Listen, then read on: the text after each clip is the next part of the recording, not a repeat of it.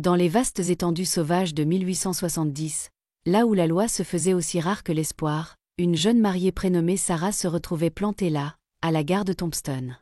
Sa robe blanche, cousue à partir de sacs de farine et de rêves en lambeaux, prenait la poussière sous le soleil impitoyable de l'Arizona. L'homme qui lui avait promis monts et merveilles pendant 3 ans de correspondance l'avait laissé en plan avec pour tout bagage un télégramme cruel et 2 pauvres dollars en argent. Alors que les virevoltants roulaient devant les poteaux d'attache déserts, une silhouette solitaire émergea des mirages de chaleur. Un cow-boy, le visage buriné par les années passées dans les plaines, les yeux fixés sur cette femme qui venait de tout perdre. Ce que cet inconnu mystérieux s'apprêtait à faire allait devenir une légende racontée au coin du feu pour les générations à venir. Mais avant de replonger dans le vif du sujet, dites-nous un peu d'où vous nous écoutez. Et si cette histoire vous émeut, assurez-vous d'être abonné, car demain, je vous réserve quelque chose d'encore plus spécial. Sarah Mitchell serrait le télégramme jusqu'à en froisser les bords, relisant les mots une fois de plus, comme s'ils pouvaient par miracle changer. Le papier était de mauvaise qualité, le message brutal dans sa simplicité. Ses doigts caressèrent les plis de sa robe de mariée cousue avec tant de soin. 3 mois de travail nocturne à la lueur de la lampe, transformant de vulgaires sacs de grains en quelque chose qui pourrait passer pour une parure nuptiale. À présent, cela lui semblait aussi insensé que ses rêves. La femme du chef de gare l'observait depuis 1 heure derrière son guichet, un mélange de sympathie et de jugement dans le regard. Sarah se redressa, refusant de pleurer là où on pouvait la voir. Elle avait appris cette leçon très tôt, à la filature de Boston. Les larmes étaient un luxe que les ouvrières ne pouvaient s'offrir. Elle plongea la main dans son sac de voyage, dépassant le petit paquet de lettres noué d'un ruban bleu délavé, et en sortit la vieille Bible usée de sa mère. À l'intérieur, pressée entre les pages des psaumes, se trouvait la dernière photo jamais prise de sa famille. Son père, fort et fier dans son uniforme de l'armée de l'Union, se tenait derrière la chaise de sa mère. Sarah, à peine âgée de 12 ans alors, se tenait à leur côté, la main posée sur l'épaule de sa mère. En moins d'1 an, la grippe les emporterait tous les deux, la laissant seule dans un monde qui n'avait que peu de pitié pour les orphelines. Les souvenirs de ces années à l'usine refirent surface, les heures interminables penchées sur les machines à coudre, les cris constants du contremaître, la poussière étouffante qui emplissait ses poumons. Mais elle avait survécu, n'est-ce pas? Économisé sou après sou, appris seule à écrire correctement en recopiant des journaux abandonnés, rêvé d'une vie meilleure que celle des taudis et des murs d'usine. Puis la première lettre de Robert était arrivée à la pension. Quelle belle écriture, quels mots tendres sur son ranch en territoire Arizona, ses rêves de bâtir quelque chose de durable. Pendant 3 ans, ils avaient échangé des lettres, partageant espoir et projets. Il lui avait même envoyé 2 dollars pour une photo, bien qu'il n'en ait jamais envoyé une en retour. Trop peu de photographes par ici, avait-il expliqué. Sarah toucha les pièces dans sa poche. Son dernier cadeau, avec le billet de train qu'il avait arraché à tout ce qui lui était familier. 2,50 $ la séparaient de la misère noire. L'ironie de la situation ne lui échappait pas. La somme même qu'il avait envoyée pour sa photo devrait maintenant la maintenir en vie. L'horloge comptoise du chef de gare sonna 3 heures, ses carillons résonnant dans le bâtiment presque vide. Sarah rassembla ses maigres affaires, sachant qu'elle ne pouvait s'attarder davantage sans attirer une attention non désirée. À travers la vitre poussiéreuse, Tombstone s'étalait devant elle, un ramassis de bâtiments en bois et de tentes en toile, avec les montagnes se dressant comme des géants au loin. Elle avait lu des histoires sur l'Ouest dans des romans à 2 sous dévorés en cachette entre 2 cars à l'usine. Des récits d'aventure et d'opportunités, de grands espaces où l'on pouvait se réinventer. Aucune de ces histoires ne mentionnait la chaleur écrasante, la poussière omniprésente, ou ce sentiment de vide que l'on ressent en se tenant seul dans une contrée étrangère avec pour seule compagnie une confiance trahie et une stupide robe blanche. Une rafale de vent fit vibrer les vitres de la gare, apportant avec elle le bruit de chevaux approchant. Sarah se tourna, s'attendant à moitié, espérant malgré elle, voir Robert arriver avec une explication pour son cruel télégramme. Au lieu de cela, son regard croisa celui du cow-boy buriné qui l'observait depuis l'autre bout du quai. Il fit un pas en avant, et Sarah sentit le poids de sa situation l'écraser comme une présence physique. Elle n'avait pas d'argent pour un billet de retour, pas de famille à qui télégraphier pour de l'aide, et la nuit tombait sur une ville où une femme seule faisait face à des dangers qu'elle préférait ne pas imaginer. Ses doigts tracèrent une dernière fois le bord rugueux du télégramme avant qu'elle ne le laisse s'envoler au vent, regardant son dernier lien avec les fausses promesses de Robert danser au loin sur la terre chauffée par le soleil. Le cow-boy regardait toujours, son Stetson noir abaissé pour le protéger du soleil couchant. Sarah redressa les épaules, déterminée à affronter ce qui allait suivre avec la même dignité silencieuse qu'il avait portée à travers toutes les années difficiles. Elle était, après tout, la fille de son père, et Jonathan Mitchell n'avait pas élevé une fille qui se briserait, même quand le monde entier semblait déterminé à la briser. Les bottes du cow-boy résonnaient solidement sur chaque planche de bois tandis qu'il traversait le quai, ses éperons chantant une mélodie discrète de fer et de terre. Il se déplaçait avec l'aisance d'un homme qui passe plus de temps en selle que sur ses pieds, gardant une distance respectueuse en approchant. « Madame », dit-il en retirant son chapeau, révélant des cheveux décolorés par le soleil et grisonnant aux tempes. « James McKinnon. Je suis propriétaire du ranch de l'Étoile filante, à une vingtaine de miles au nord. » Sa voix était grave mais douce, comme un tonnerre lointain sans la menace de l'orage. Sarah acquiesça avec raideur, ses mains serrées sur son sac de voyage. « Sarah Mitchell », répondit-elle, des années de bonne manière de Boston prenant le dessus sur sa lassitude. « Mademoiselle Mitchell », reconnut-il, puis il désigna le petit café de la gare. « Puis-je vous offrir une tasse de café ? Vous avez l'air d'avoir besoin de quelque chose de chaud. » Elle hésita, le dévisageant. Ses vêtements portaient les marques de la piste, mais étaient bien entretenus. Pas un de ces frimeurs de l'Ouest comme Robert s'était avéré l'être. Le revolver Colt à sa hanche avait la crosse usée d'un outil de travailleur, pas d'une pièce d'apparat. Le plus révélateur était son regard, bleu clair et direct, croisant le sien sans ciller ni s'abaisser sur sa robe de mariée avec une pitié moqueuse. « Je n'accepte pas la charité, monsieur M. Quinon. » Un léger sourire effleura son visage buriné. « Non, madame. Je ne m'attends pas à ce que vous le fassiez. Considérez cela comme une compensation pour votre temps. J'ai une proposition d'affaires qui pourrait vous intéresser. » Sarah jeta un coup d'œil au ciel qui s'assombrissait, puis de nouveau au quai désert. La fierté, c'était bien beau, mais la nuit tombait, et elle n'avait nulle part où aller. Très bien. Le café était vide, à l'exception d'un cuisinier aux yeux ensommeillés qui s'éclaira à l'entrée de M. Quinon. « Bonsoir, monsieur James. » Le café habituel pour deux, Joe, et ce qu'il y a de chaud dans la marmite. Ils s'installèrent à une table d'angle, Sarah se perchant avec précaution pour éviter que sa robe ne touche le sol poussiéreux.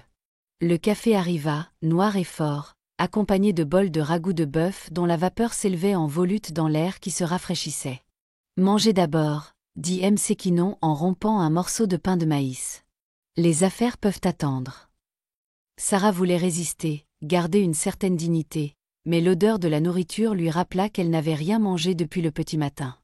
Elle prit une petite bouchée, puis une autre, se forçant à manger lentement malgré sa faim. « Je vous observe depuis l'arrivée de la diligence ce matin, » dit enfin M. Quinon, repoussant son bol vide. « J'ai vu assez de fiancés débarquer et repartir de Tombstone pour reconnaître ce regard. Un dénommé Robert Caldwell, je suppose. » La cuillère de Sarah retentit contre son bol. « Vous le connaissez ? Ou vous avez entendu parler de lui ? Il a fait le même coup 3 fois ces 2 dernières années. Il écrit à des dames de l'Est, leur promet le mariage et un beau ranch. Il prend leur dot et disparaît. » La voix de M. Quinon contenait une colère tranquille. « Le shérif ne peut pas faire grand-chose. Techniquement, ce n'est pas illégal de changer d'avis sur un mariage, mais ce n'est pas correct. » « Non, » dit doucement Sarah. « Ça ne l'est pas. » Ses mains tremblaient légèrement alors qu'elle attrapait sa tasse de café, la colère luttant contre l'humiliation. Elle n'était pas la première. D'une certaine manière, cela rendait les choses à la fois meilleures et pires. « Mon ranch a besoin d'une touche féminine, » dit M. Quinon, sa franchise la surprenant. « J'ai 12 hommes, un cuistot incapable de faire du pain correct pour sauver sa peau, et plus de travail que d'heures dans la journée. Je vous offre un emploi, mademoiselle Mitchell. Chambre, pension et salaire équitable. 3 mois d'essai. Pour voir si cela nous convient à tous les deux. » Sarah le fixa, cherchant le piège. « Comme quoi exactement ? Gouvernante. » Rien de plus. Ses yeux la fixèrent avec constance. Vous aurez votre propre chambre avec un verrou à la porte. Ma parole de M. Sekinon que vous serez traité avec respect. Si après 3 mois vous voulez partir, je paierai votre voyage où que vous vouliez aller. Pourquoi? La question lui échappa avant qu'elle ne puisse la retenir. Pourquoi moi? M. Sekinon resta silencieux un instant, faisant tourner lentement sa tasse de café entre ses mains calleuses. Parce qu'il y a 20 ans, ma sœur s'est retrouvée dans une situation similaire. Personne ne l'a aidée. Il leva les yeux et Sarah vit une vieille douleur dans son regard. Elle n'a pas survécu à son premier hiver dans les rues de Denver. J'ai juré alors que si jamais j'avais l'occasion d'aider une autre femme en difficulté, je le ferais. Il se leva, rajustant son chapeau sur sa tête. Prenez votre temps pour décider. Je vais charger des provisions chez l'épicier Wilson pendant l'heure qui vient. Après ça, je rentre au ranch, avec ou sans gouvernante. Sarah le regarda partir, ses éperons marquant le temps contre le plancher de bois. Par la fenêtre, elle pouvait voir les lumières de Tombstone commencer à scintiller comme des étoiles tombées sur terre. Quelque part dans ces rues, elle le savait, d'autres femmes désespérées faisaient des choix plus difficiles que celui qui se présentait à elle. Elle baissa les yeux sur sa robe blanche, sur les points soignés qu'elle avait cousus avec tant d'espoir. Puis elle attrapa la Bible de sa mère, l'ouvrant là où reposait la photo de sa famille, préservée entre des promesses de salut. « Que ferais-tu, papa » murmura-t-elle. Mais les visages figés sur la photographie ne détenaient aucune réponse. Seulement le souvenir d'une force qu'elle devait désespérément trouver en elle-même. Le chariot grinçait sous Sarah tandis qu'il serpentait à travers le désert, chaque tour de roue l'emportant plus loin de tout ce qu'elle avait connu. Elle se tenait droite sur le banc de bois à côté de M. Sekinon, son sac de voyage serré sur ses genoux, et sa robe de mariée soigneusement pliée dans la caisse du chariot derrière eux. La lune s'était levée, peignant le paysage de nuances d'argent et d'ombre. Les cactus saguaros se dressaient tels des sentinelles silencieuses sous le ciel étoilé, leurs bras tendus comme une prière. L'air était plus frais maintenant, charriant l'odeur de la sauge et quelque chose de sauvage qu'elle ne pouvait nommer. Serpent à sonnette. La voix de M. Sekinon trancha le silence. Les chevaux s'effarouchèrent tandis qu'il les arrêta net, et Sarah perçut le son, un bourdonnement furieux qui lui hérissa les poils sur la nuque. M. Sekinon lui tendit les rênes. Puis attrapa sa carabine. « Tenez bon », dit-il en visant quelque chose dans l'obscurité devant eux. Le coup de feu claqua dans l'étendue déserte, résonnant contre les rochers lointains. Ça devrait suffire. Mieux vaut faire marcher les chevaux un peu, s'assurer qu'il n'y en a pas d'autres. Il descendit, carabine dans une main, et lui offrit l'autre. Sarah n'hésita qu'un instant avant d'accepter son aide. Ses pieds touchaient à peine le sol quand les chevaux renâclèrent d'alarme. Le bras de M. Sekinon l'enserra par la taille, l'attirant en arrière alors qu'un autre serpent à sonnette glissait juste là où elle allait poser le pied. « Doucement », murmura-t-il, sans qu'elle sache s'il s'adressait à elle ou aux chevaux. La chaleur de son bras ne dura que quelques secondes avant qu'il ne s'écarte. « Voyez-vous, mademoiselle Mitchell, le désert a ses propres règles. La première, c'est « regardez toujours où vous mettez les pieds ». Ils marchèrent un moment à côté du chariot, M. Sekinon menant les chevaux, tandis que Sarah portait la lanterne qu'il avait allumée. Ses bottines de ville n'étaient pas faites pour ce sol accidenté, mais elle refusa de se plaindre. Le silence entre eux était confortable, rompu seulement par le léger cliquetis du harnais et le murmure du vent dans les broussailles. « Parlez-moi du ranch », dit-elle enfin, plus pour se distraire de ses pieds endoloris qu'autre chose. « J'ai commencé avec 40 acres et 6 têtes de bétail », répondit-il, la fierté réchauffant sa voix. Maintenant, c'est 3000 acres, 200 têtes, et quelques-uns des meilleurs quartiers horse du territoire. J'ai planté chaque piquet de clôture moi-même, ainsi que la maison principale et la grange. Pas tout seul. J'ai eu de l'aide, des hommes bien. La plupart anciens soldats, comme moi. Après la guerre de sécession, certains d'entre nous n'arrivaient pas à se réadapter à la vie en ville. Trop de fantômes. Il lui jetta un regard. L'Ouest offre un nouveau départ, si on est prêt à travailler pour. Sarah pensa à la filature, au rythme sans fin des machines et à la surveillance constante du contremaître. Le travail ne me fait pas peur, monsieur M. Sekinon. James, dit-il doucement. Ici, les manières ne survivent pas longtemps face aux nécessités pratiques. Vous serez James, et je serai Sarah, sinon les hommes ne seront jamais à l'aise avec vous. Le cri d'un coyote résonna dans le désert, auquel d'autres répondirent au loin. Sarah réprima un frisson, pas entièrement dû à la peur. Il y avait quelque chose d'exaltant dans cette terre sauvage, si différente des rues étroites et des règles sociales strictes de Boston. On est presque arrivé, dit James en désignant une lueur faible à l'horizon. Les gars du ranch laissent une lumière allumée dans la grange, une sorte de phare pour les nuits comme celle-ci. À mesure qu'ils approchaient, des formes émergèrent de l'obscurité. Une solide maison à 2 étages construite en rondin brut, une grande grange aux lignes droites et fières, et diverses dépendances éparpillées alentour. Un aboiement retentit dans la nuit, suivi par le bruit de bottes sur des planches de bois. « Monsieur James » appela une voix. « C'est vous. »« C'est moi, Pete. J'amène notre nouvelle gouvernante. Occupe-toi des chevaux, veux-tu » Sarah regarda un jeune homme dégingandé sortir de l'ombre, touchant son chapeau respectueusement dans sa direction avant de prendre les rênes des chevaux. D'autres silhouettes bougeaient dans l'obscurité. Les hommes du ranch, curieux de la nouvelle arrivante, mais gardant une distance polie. James souleva son sac de voyage du chariot, puis lui tendit la main pour l'aider à descendre. Alors que ses pieds touchaient la terre battue de la cour du ranch, Sarah sentit quelque chose bouger en elle.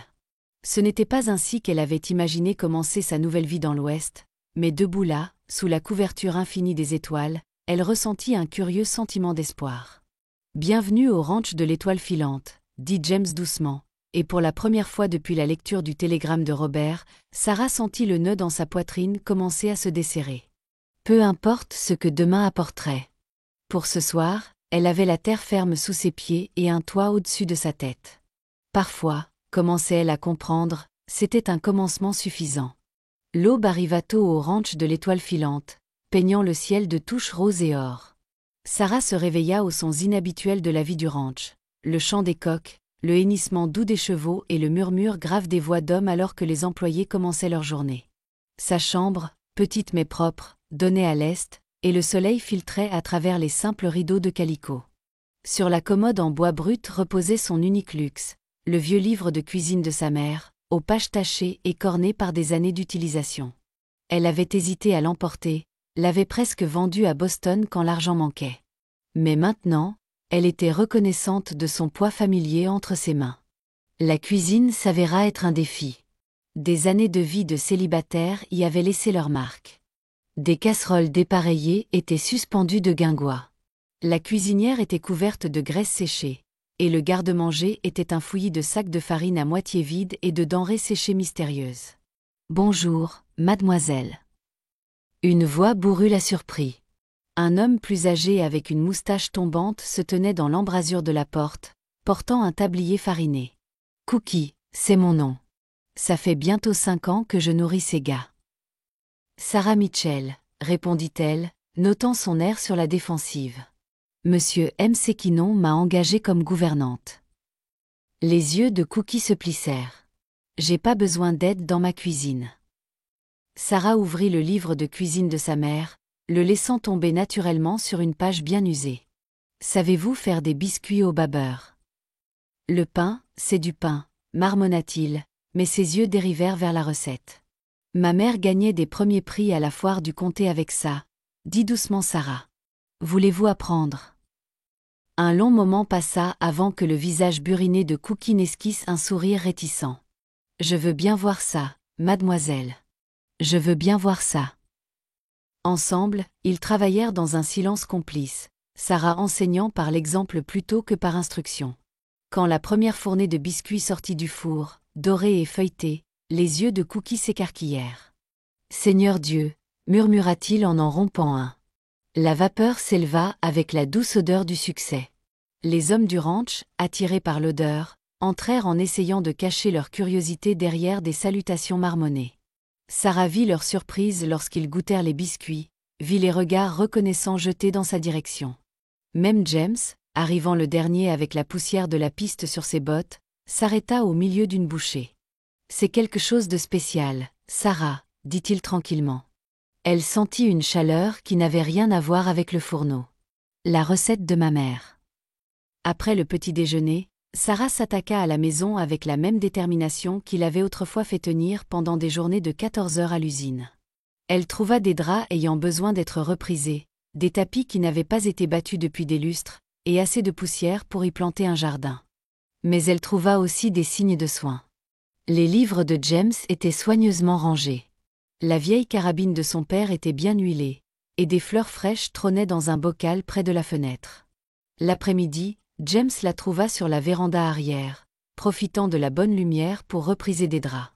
Il s'appuya contre la balustrade, son chapeau repoussé en arrière sur sa tête. « Cookie dit que vous avez un tour de main magique pour le pain, » dit-il.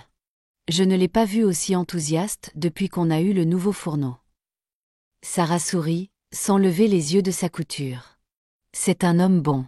Il avait juste besoin que quelqu'un apprécie ses efforts. » Comme la plupart d'entre nous, ici, dit James doucement. Puis, s'éclaircissant la gorge, les hommes dressent un nouveau cheval ce soir. Voudriez-vous regarder? Ça pourrait vous aider à mieux comprendre la vie du ranch. Elle leva alors les yeux, percevant quelque chose dans sa voix. Il offrait plus qu'une simple occasion d'assister au débourrage. Il lui proposait de l'intégrer à la vie quotidienne du ranch, de faire d'elle plus qu'une simple gouvernante. « J'aimerais beaucoup, » dit-elle. Le soleil se couchait quand James vint la chercher, projetant de longues ombres dans la cour. Les hommes s'étaient rassemblés autour de l'enclos, leur bavardage habituel atténué tandis qu'ils observaient un jeune étalon B tourner nerveusement. « Cet esprit, » expliqua James en la conduisant à un endroit sur près de la clôture. « Ça fait des semaines qu'on travaille avec lui. Il a beaucoup de fougue, mais un cœur tendre au fond. » Sarah regarda le cheval, voyant la peur sous sa défiance. « Parfois, » dit-elle doucement, « les cœurs les plus tendres luttent le plus fort quand ils ont peur. » James la regarda vraiment, et Sarah sentit quelque chose changer entre eux, une reconnaissance, peut-être, de compréhension mutuelle. Mais avant que l'un ou l'autre ne puisse parler, le débourrage commença, et Sarah se trouva entraînée dans la danse ancienne entre l'homme et le cheval, la civilisation et la nature sauvage, la peur et la confiance. « Serrée avec les genoux, pas avec les mains », lança James, observant Sarah ajuster sa position sur la vieille jument qu'il avait choisie pour sa première leçon d'équitation. « Les rênes servent à guider, pas à s'accrocher. » Le soleil du matin dépassait à peine les montagnes, mais déjà l'air portait la promesse de la chaleur du désert. Sarah portait l'une de ses rares robes restantes, la jupe relevée maladroitement pour s'adapter à la selle. Elle avait refusé de monter en Amazone. « Si je dois apprendre, j'apprendrai correctement », avait-elle insisté. 2 semaines s'étaient écoulées depuis son arrivée au ranch de l'Étoile filante, et les changements étaient visibles au-delà de la cuisine étincelante et des sols fraîchement balayés. Il y avait de la couleur sur ses joues maintenant, et ses mains, bien que portant encore les callosités du travail à l'usine, développaient de nouvelles marques de la vie au ranch. « C'est mieux », approuva James alors qu'elle trouvait son équilibre. « Maintenant, nous allons longer la clôture. La meilleure façon d'apprendre à connaître la propriété est de la voir de près. » Ils chevauchèrent à une allure tranquille, James indiquant les points de repère et les limites marquées par des piquets de clôture usés par le temps. Sarah se surprit à mémoriser non seulement les repères, mais aussi la façon dont le paysage lui-même s'écoulait, comment les arroyos creusaient le terrain, où les sources jaillissaient de profondeurs cachées, quelle pente offrait le meilleur pâturage. « Regardez comment l'herbe change, » dit James, indiquant les subtils changements de couleur et de texture. « C'est comme ça qu'on devine où l'eau se cache sous terre. Le bétail le sait d'instinct, mais les éleveurs doivent apprendre. » Un lièvre de Californie jaillit de derrière un buisson de créosote, effarouchant la jument de Sarah.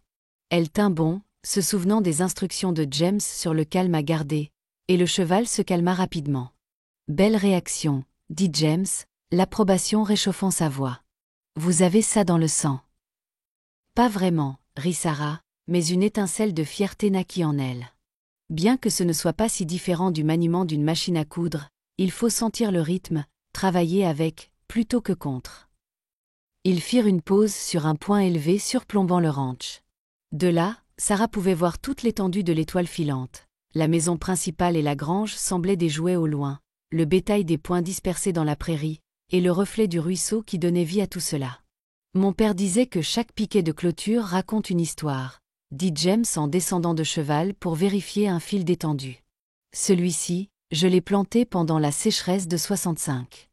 Le sol était dur comme fer. Il fallait une journée entière pour creuser un seul trou. Sarah le regardait travailler, ses mains sûres et compétentes sur le fil de fer. Vous aimez cette terre, dit-elle doucement. Ce n'était pas une question. Elle est dans mon sang, maintenant. Il leva les yeux vers elle, plissant les paupières contre le soleil.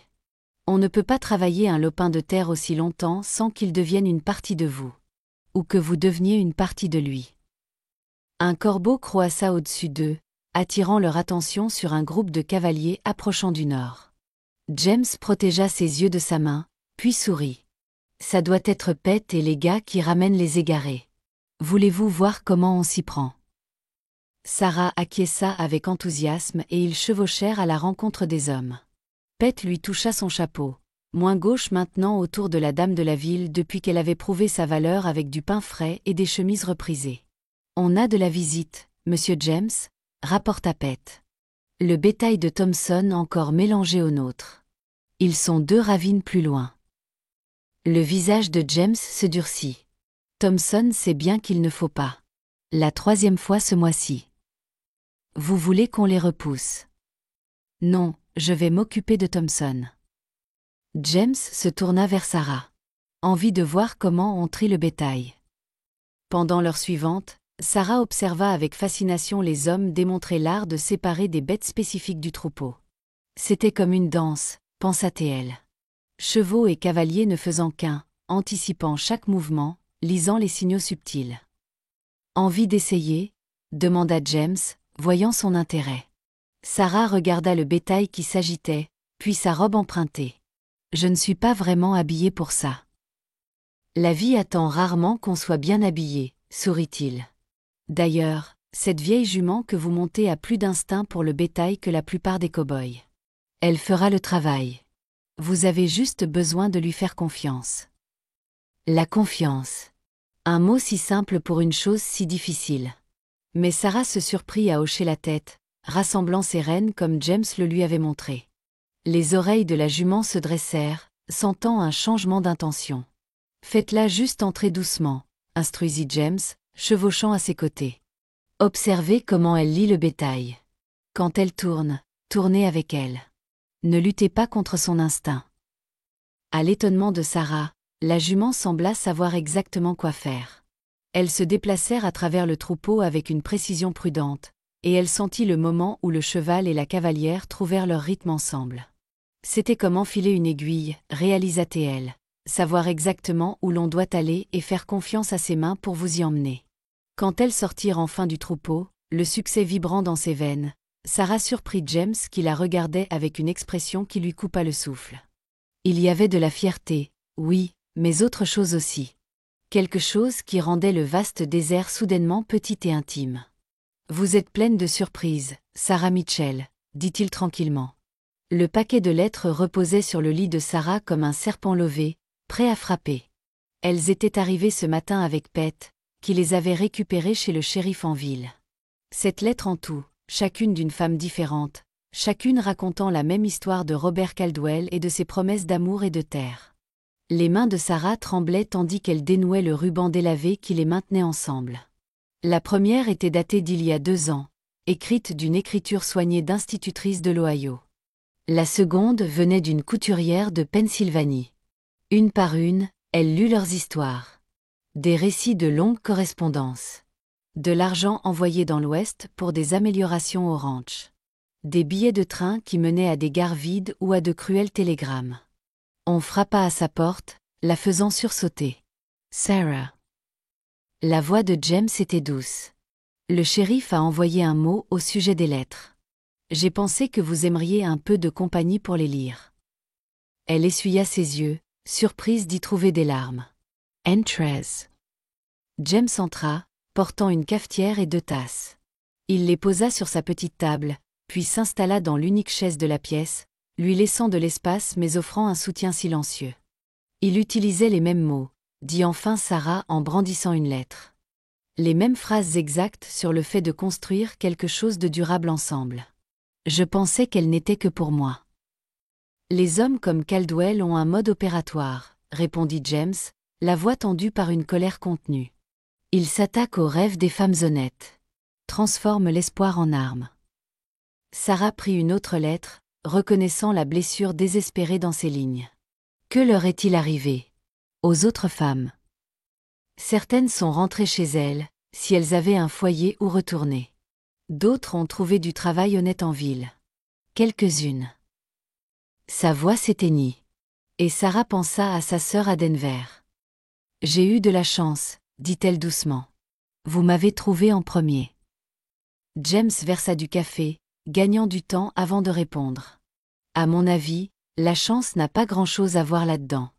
Vous tenez bon parce que vous êtes forte, Sarah. Plus forte que Caldwell ne le savait. Elle baissa les yeux sur les lettres de Robert, son propre paquet de mensonges soigneusement conservé. Sans un mot, elle se leva et se dirigea vers la cheminée. Une par une, elle jeta les lettres aux flammes, regardant ses fausses promesses se transformer en cendres. Le shérif, dit James en la regardant, dit que Caldwell a été repéré à Prescott la semaine dernière. Il essaie déjà de recommencer son petit jeu. Sarah se tourna, quelque chose durcissant dans sa poitrine. Ne peut-on rien faire? Les lois sont compliquées par ici. Mais la nouvelle circule. Chaque chef de gare d'ici à la Californie connaît maintenant son nom et sa méthode. Il aura plus de mal à opérer. Une pensée la frappa. Les autres femmes, leurs lettres avertissant les autres. C'est ça qui m'a sauvée, n'est-ce pas? C'est comme ça que vous avez su le surveiller à la gare. James acquiesca. Les femmes qui veillent sur les femmes. Parfois, c'est la loi la plus forte qui soit. Sarah toucha le papier rugueux de la dernière lettre, pas encore brûlée. Alors je devrais en écrire une aussi. Ajouter ma voix au leur. Peut-être, fit-elle une pause, trouvant de la force dans cette idée. Peut-être que la prochaine femme la lira avant de tout vendre, elle aussi, pour poursuivre ses promesses. James se leva, et pendant un instant, Sarah pensa qu'il allait tendre la main vers elle. Au lieu de cela, il se dirigea vers la fenêtre, regardant la terre qu'ils commençaient tous deux à aimer. « Vous n'êtes plus elle, dit-il doucement. Cette femme qui attendait à la gare avec rien d'autre que des promesses brisées. Vous construisez quelque chose de réel maintenant. » Sarah le rejoignit à la fenêtre. Le soleil couchant peignait le désert de nuances de rose et d'or, transformant le travail banal du ranch en quelque chose de beau. Elle regarda Cookie sonner la cloche du dîner, vit Pet mener les chevaux à l'enclos, remarqua comment la clôture fraîchement réparée luisait dans la lumière déclinante. Oui, dit-elle, plus pour elle-même que pour James. Quelque chose de réel. Elle pouvait le sentir à côté d'elle, solide et présent comme la terre elle-même. Quand sa main trouva la sienne, rugueuse par le travail et chaude de vie, elle ne la retira pas. Ils restèrent là ensemble, regardant leur monde s'installer dans le soir, pendant que derrière eux, les dernières lettres de Robert brûlaient en cendres, emportant avec elles les dernières chaînes de ce qui aurait pu être. La tempête arriva sans prévenir, comme le temps le faisait souvent dans le désert. Un instant, Sarah ramassait les œufs dans le poulailler, le médaillon en argent de sa mère accrochant la lumière du matin, et l'instant d'après, elle regardait un mur de poussière rouler à travers les plaines comme le rideau de Dieu lui-même. Sarah. La voix de James trancha le vent qui se levait. À l'abri anti-tempête. Elle serra son panier d'œufs, hésitant. Les chevaux. Pet s'en occupe. Allez-y.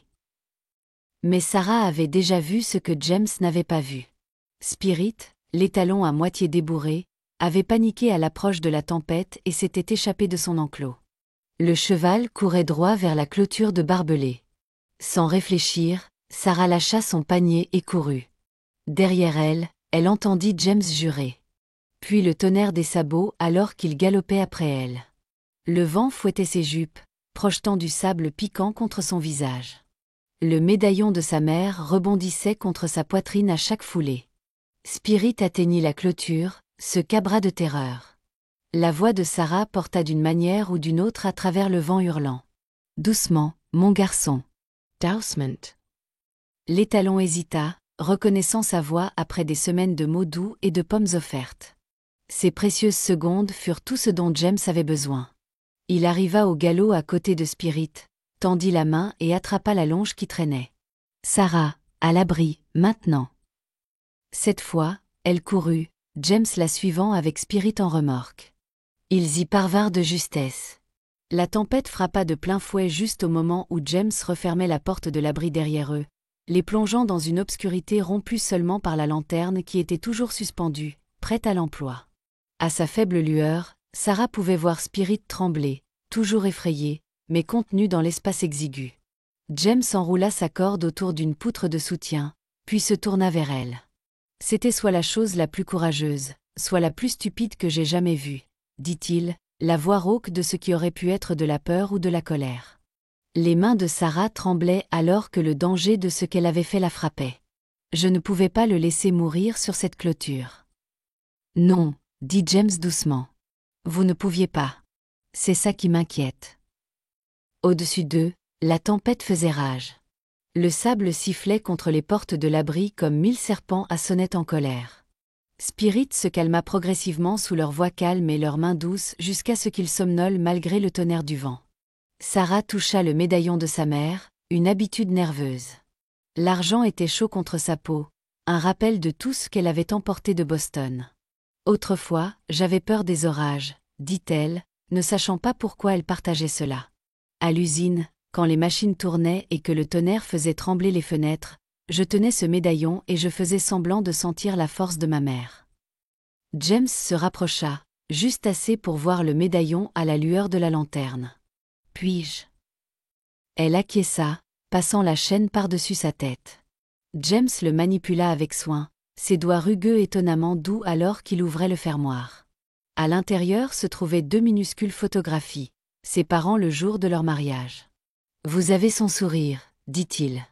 Le même genre de force dedans. » Sarah leva les yeux, surprise par sa proximité.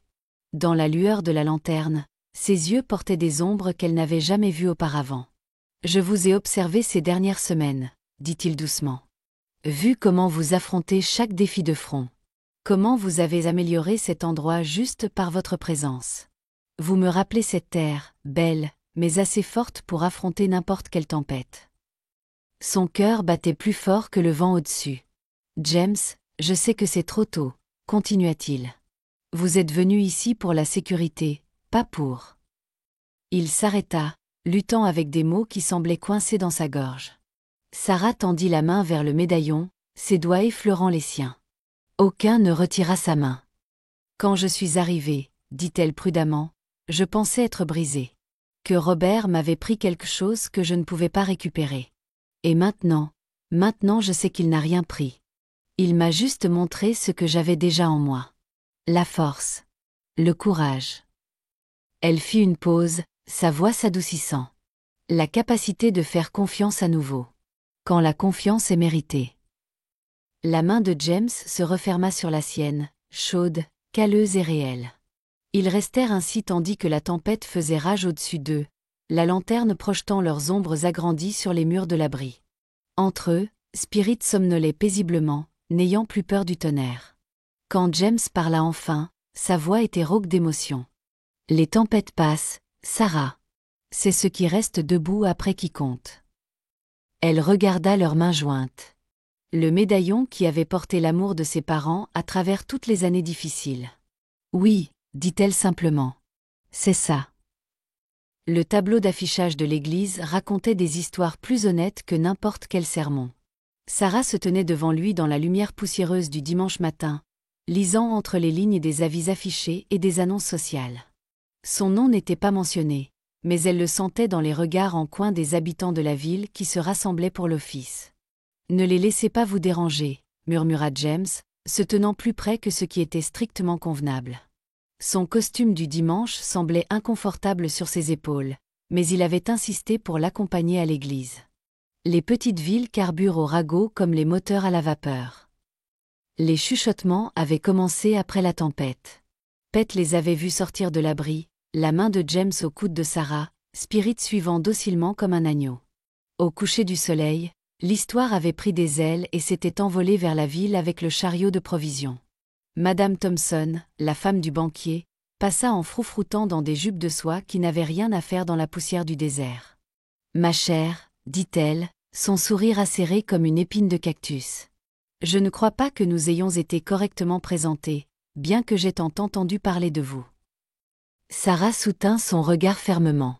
Sarah Mitchell. Je tiens la maison au ranch de l'Étoile filante. C'est comme ça qu'on appelle ça, de nos jours. Les mots étaient doux, destinés à blesser. James fit un pas en avant, mais la main de Sarah sur son bras l'arrêta. Oui, madame, répondit-elle clairement. Ainsi que faire la cuisine, repriser, et apprendre aux cow-boys de votre mari à faire des biscuits décents quand ils sont en transhumance. Plusieurs épouses de ranchers voisins dissimulèrent mal leur rire sous une toux. Le visage de madame Thompson se pinça, puis se lissa en une expression soigneusement neutre. Elle s'éloigna sans un mot de plus. À l'intérieur de la petite église en bois, Sarah sentit le poids des regards. Les paroles du prédicateur sur le jugement et la rédemption semblaient pointues, bien qu'elle ne puisse dire si elle s'adressait à elle ou à la congrégation. Une petite main tira sa jupe. Lucy Chen, fille du marchand chinois qui avait aidé James pendant la sécheresse de 65, offrit un sourire timide et une fleur sauvage légèrement écrasée. Sarah la glissa dans sa Bible, ignorant les reniflements désapprobateurs du banc voisin. Après l'office, James la conduisit vers le chariot, mais Sarah s'arrêta. « Je dois faire ça, dit-elle doucement. Va devant à l'épicerie. Je te rejoindrai. » Il étudia son visage, puis acquiesça. Sarah se tourna et marcha directement vers l'endroit où les femmes de la ville se rassemblaient, leur conversation du dimanche formant une barrière soigneusement entretenue. « Mesdames, dit-elle clairement, je crois que nous devrions nous comprendre. Je suis venue au ranch de l'Étoile filante avec rien d'autre qu'une promesse brisée et mes 2 mains. Ce que j'ai bâti là-bas, ma réputation, ma place, je l'ai gagné par un travail honnête. Vous pouvez chuchoter tout ce que vous voulez, mais vous ne me ferez pas honte de qui je suis ou de ce que je fais. » Un silence tomba comme une lourde couverture. Puis Martha Reed, dont Sarah avait soigné le fils malade le mois précédent, s'avança. « Mon garçon parle encore de votre soupe au poulet, » dit-elle. « Voudriez-vous partager la recette ?» La barrière se fissura. D'autres femmes s'avancèrent. Mary Wilson avait besoin d'aide pour une courte pointe déchirée. Jessica Cooper voulait des leçons de fabrication de biscuits pour le mariage prochain de sa fille. Pas toutes, mais suffisamment. Sarah trouva James qui attendait près du chariot, observant avec une fierté tranquille. « Ça s'est bien passé ?» demanda-t-il en l'aidant à monter sur le siège. « Assez bien, » dit-elle en ajustant ses jupes, le menton haut. « Bien que madame Thompson ait peut-être besoin de sel. » James rit, le son portant à travers la rue. Sarah vit des têtes se tourner, vit les regards spéculatifs, et découvrit qu'elle ne s'en souciait plus. Laissez-les parler. Elle savait qui elle était maintenant, pas la fiancée rejetée de Robert ou la protégée charitable de James, mais une femme qui avait trouvé sa propre force sous le soleil impitoyable du désert. Alors qu'ils rentraient chez eux, la chaleur de fin de matinée chatoyant autour d'eux, Sarah se souvint de la fleur de Lucie pressée entre les pages de la Bible comme une promesse. Parfois, pensa-t-elle, les plus petits gestes de gentillesse signifient plus que n'importe quelle grande déclaration. « Tu es silencieuse, » observa James, son épaule chaude contre la sienne sur le siège du chariot. Sarah sourit, regardant le ranch de l'Étoile filante apparaître à l'horizon comme un port accueillant. « Juste en pensant à la maison, » dit-elle, et elle le pensait vraiment. L'aube n'avait pas encore touché l'horizon quand Sarah rejoignit les hommes à l'enclos. Elle portait des jupes fendues qu'elle avait cousues elle-même, suscitant des sourcils levés de la part des hommes, mais un signe de tête approbateur et tranquille de James. Le fer à marquer attendait près du feu, la marque de l'Étoile filante qui marquerait bientôt chaque veau comme appartenant au ranch. « Vous n'êtes pas obligé de faire ça, » dit James doucement alors qu'elle montait à cheval. Ce n'était plus la douce jument, mais un poney de travail qu'elle avait entraîné ces dernières semaines.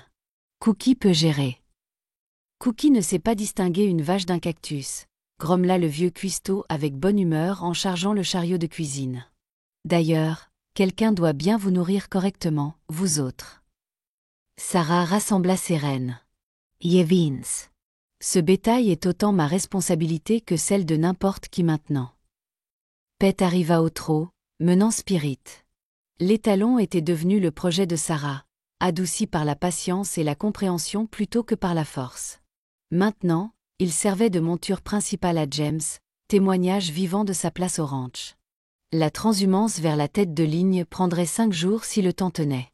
200 têtes de bétail se déplaçaient comme une lente rivière ondulante à travers la prairie désertique, guidée par des cavaliers habiles et des chiens fidèles. Sarah trouva sa place naturellement, travaillant aux côtés d'hommes qui ne la considéraient plus comme une étrangère, mais comme un membre précieux de leur équipe. À midi, la poussière recouvrait tout, vêtements, peau, même la nourriture lorsqu'ils s'arrêtèrent pour un repas rapide. Les bras de Sarah lui faisaient mal après des heures passées à empêcher le bétail de s'égarer. Mais la fierté brûlait plus fort que la fatigue. Elle avait tenu bon, gagné sa place. « Vous avez là une perle rare, monsieur James », dit le vieux Tom pendant la pause de midi, son visage parcheminé plissé par un rare sourire. Peu de femmes s'adapteraient à cette vie comme elle l'a fait. James regarda Sarah et Dépette avec un veau têtu. « Non, approuva-t-il doucement. Il n'y en a pas beaucoup. » L'après-midi apporta des défis. Un serpent à sonnette effraya une partie du troupeau, menaçant de déclencher une débandade. Sarah se retrouva au cœur de l'action, son cheval répondant au moindre contact alors qu'il détournait le bétail effrayé. Elle apercevait James tout près, leurs mouvements synchronisés comme s'ils avaient travaillé ensemble pendant des années au lieu de mois. Quand la poussière retomba, aucun animal n'était perdu. James s'approcha au galop, le visage tendu par ce qui aurait pu être de la peur ou de la fierté. « C'était bien joué, » dit-il, la voix rauque. « J'ai cru que mon cœur allait s'arrêter quand je vous ai vu foncer dedans. »« Il fallait le faire, » répondit Sarah. Mais une chaleur fleurit dans sa poitrine à ces mots. Ils établirent le campement au coucher du soleil, le chariot de cuisine devenant le centre de leur monde temporaire. Sarah travailla aux côtés de Cookie, transformant les provisions de piste en quelque chose qui rappelait aux hommes leur foyer. Le fer qu'elle avait vu chauffer ce matin-là avait marqué des dizaines de veaux, chacun ajoutant à l'avenir du ranch. Après le souper, quand la nuit les enveloppa comme une couverture et que le bétail s'installa sous la lumière des étoiles, Sarah s'assit près du feu, écrivant dans son journal. Elle l'avait commencé le jour de son arrivée à l'Étoile filante, retraçant sa transformation de couturière de la ville à éleveuse. James s'installa à côté d'elle, offrant du café. « 1 sou pour tes pensées. » « Juste en me souvenant de la fille qui est descendue de ce train, » dit-elle en acceptant la tasse. « Ça semble une éternité. » Des regrets. Sarah leva les yeux vers le vaste ciel parsemé d'étoiles, puis autour d'elle vers le bétail endormi, les cow-boys de garde de nuit, la routine confortable qu'ils avaient construite. « Non, » dit-elle sincèrement. « Aucun regret. » Ils restèrent assis dans un silence confortable jusqu'à ce que Pete arrive pour son café. « Pardon, monsieur James, mais on a encore du bétail de Thompson mélangé au nôtre. Au moins 30 têtes, à vue de nez. » L'amchoira de James s'asserra. La 3e fois ce mois-ci. Ce n'est plus un accident. Vous voulez qu'on les trie maintenant? Non. James se leva, sa décision prise. Première lueur, Sarah, tu aideras à mener le tri. Tu as le meilleur œil pour nos marques. C'était plus qu'un choix pratique. C'était une déclaration de confiance, de sa place dans les opérations du ranch. Sarah acquiesça, sentant le poids de la responsabilité s'installer confortablement sur ses épaules. Plus tard, enveloppée dans son sac de couchage près du chariot de cuisine, Sarah écouta les bruits nocturnes du désert. Un coyote appelait au loin, répondu par le meuglement somnol du bétail. Quelque part là-bas, James montait la garde de nuit, protégeant tout ce qu'ils avaient construit ensemble.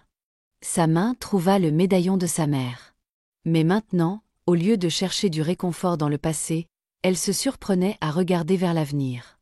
Demain apporterait ses propres défis, mais elle était prête. Elle appartenait à cet endroit maintenant, aussi sûrement que si elle y était née, non pas à cause du choix d'un homme, mais parce qu'elle l'avait choisi pour elle-même. Les derniers jours de l'été peignaient le désert dans des nuances d'or et de pourpre, la lumière du soir accrochant les fleurs sauvages séchées que Sarah avait pressées entre les pages de sa Bible. 3 mois s'étaient écoulés comme de l'eau entre ses doigts, et le temps de son accord avec James touchait à sa fin. Elle se tenait à la fenêtre de la cuisine, le regardant travailler avec spirit dans l'enclos. L'étalon avait tant progressé sous leurs soins partagés, n'étant plus la créature effrayée qui avait failli mourir dans la tempête. Comme elle, il avait trouvé sa place au ranch de l'Étoile filante. Mademoiselle Sarah, la voix de Cookie interrompit ses pensées. Les biscuits brûlent.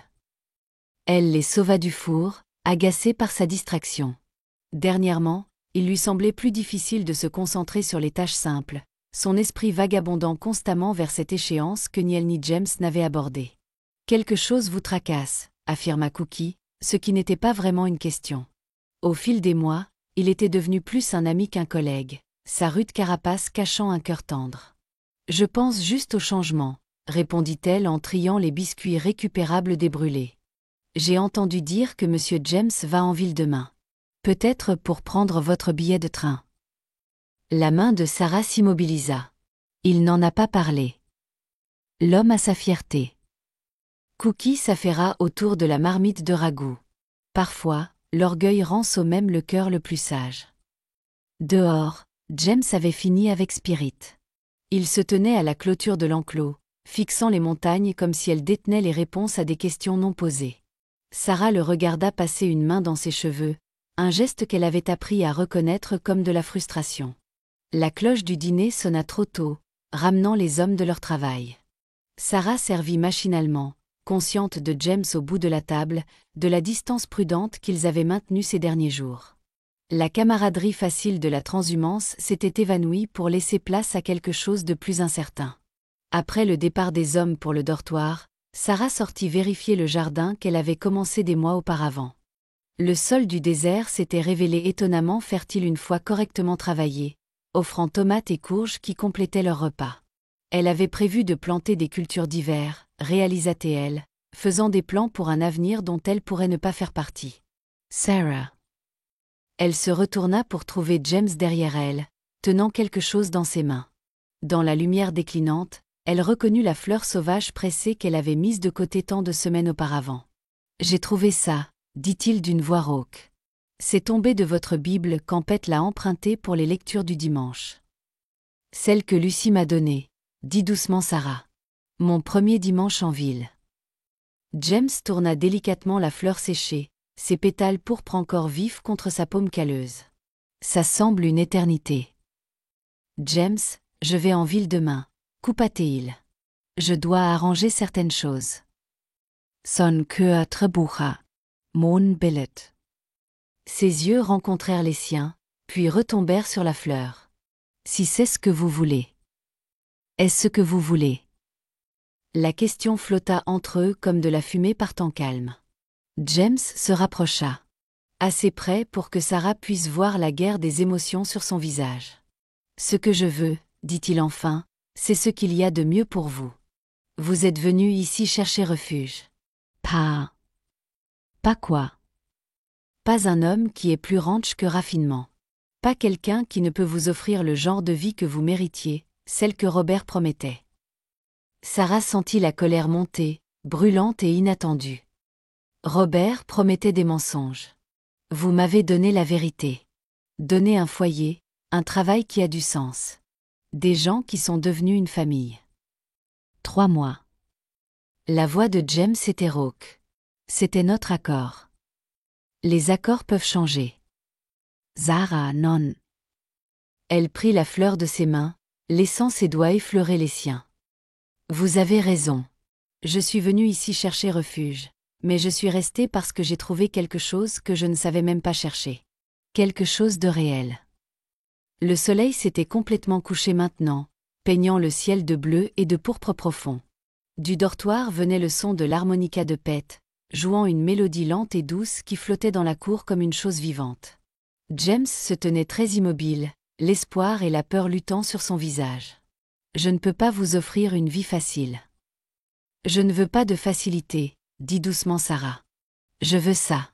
Le ranch, le travail, la famille que nous avons bâtie ici. » Elle fit une pause, rassemblant son courage. « Vous. » Il tendit alors la main vers elle, sa main se posant sur sa joue avec une infinie douceur.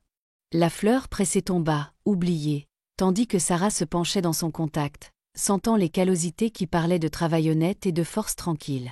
« Restez, » murmura-t-il, le mot portant tout le poids d'une demande en mariage. « Pas comme ma gouvernante, comme ma... » Un cri provenant du dortoir brisa l'instant. « Des cavaliers arrivent, Monsieur James. Ils arrivent vite. » Les cavaliers émergèrent de l'obscurité comme des fantômes. 3 hommes sur des chevaux écumants, leur approche soulevant poussière et tension dans la cour du ranch. James se plaça devant Sarah, sa main tombant instinctivement sur sa ceinture de revolver. « Tiens, tiens !» lança une voix cultivée qui glaça le sang de Sarah. « Quelle scène intime j'interromps !» Robert Caldwell était assis sur son cheval comme un homme jouant au rancher, ses vêtements trop propres pour un vrai travail de piste. Un revolver à crosse d'argent brillait à sa hanche, assorti au sourire dangereux de ses compagnons. « Vous n'êtes pas le bienvenu ici, Caldwell, » dit James, sa voix mortellement calme. « Voyons, est-ce une façon d'accueillir un homme venu réclamer sa fiancée ?» Les yeux de Robert trouvèrent Sarah. « Ma chère, vous avez été bien difficile à retrouver. Imaginez ma surprise quand j'ai entendu parler d'une femme délaissée s'installant confortablement au ranch de l'Étoile filante. » Sarah s'avança, ignorant la tentative de James de la retenir. « Je ne suis pas votre fiancé, Robert. Je ne l'ai jamais vraiment été. » « Allons. Sarah, ne soyez pas si prompte. J'admets qu'il y a eu un malentendu à la gare, mais je suis venu arranger les choses. » Il plongea la main dans sa veste, produisant un chèque bancaire plié. « Votre dot, restituée avec intérêt, plus assez pour un beau mariage à San Francisco. » Le papier volta dans la brise du soir, et Sarah vit ce que James avait déjà remarqué. Les signes révélateurs d'infos, le même genre mentionné dans les lettres des autres femmes. « C'est bien généreux, » dit James, son ton suggérant tout sauf cela, surtout pour un homme qui pratique la même arnaque à travers 3 territoires. Le masque plaisant de Robert glissa un instant, révélant quelque chose de froid en dessous. « Cela ne vous concerne pas, M. Sekinon. La dame et moi avons un arrangement antérieur. » La dame, dit clairement Sarah, a déjà trouvé son foyer. L'un des compagnons de Robert rit. « Un son laid. Patron, vous n'avez pas dit qu'elle s'était transformée en rancherwoman. Peut-être qu'on devrait juste prendre le bétail et la laisser jouer à la cogirle. » Le revolver de James sortit de son étui plus vite que Sarah n'aurait pu cligner des yeux. Ça sonnait comme une menace, l'ami. « Simple affaire, » dit Robert suavement. « Voyez-vous, j'ai récemment acquis des intérêts dans la propriété Thompson. Il semble que votre bétail se soit mélangé au sien assez fréquemment. Cela pourrait mener à des litiges de propriété. » La compréhension se fit jour. « Vous avez poussé le bétail de Thompson sur nos terres délibérément, » accusa Sarah, pour monter une fausse revendication. Fille intelligente. Le sourire de Robert devint prédateur. « Bien que je préfère penser à cela comme une redistribution créative. Bien sûr, si vous veniez avec moi maintenant, Sarah, peut-être pourrions-nous résoudre ces malheureuses affaires à l'amiable. » Pete et les autres hommes étaient sortis du dortoir, carabine prête, mais attendant le signal de James. Même Cookie se tenait sur le seuil de la cuisine, son fusil de chasse luisant sourdement à la lumière de la lampe. Sarah sentit un calme étrange s'installer en elle. Cet homme avait autrefois détenu ses rêves dans ses lettres, l'avait presque brisé par sa trahison. Maintenant, en regardant son faux sourire et ses vêtements élégants, elle se demandait comment elle avait pu croire à ses promesses. « J'ai cru en vous, une fois, » dit-elle, sa voix portant dans le silence tendu. « J'ai cru en l'homme qui écrivait ces belles lettres sur le fait de construire quelque chose de durable. Mais tout envoué mensonge, n'est-ce pas, Robert? Allons, chérie, ne m'appelez pas comme ça. » Sarah se plaça épaule contre épaule avec James.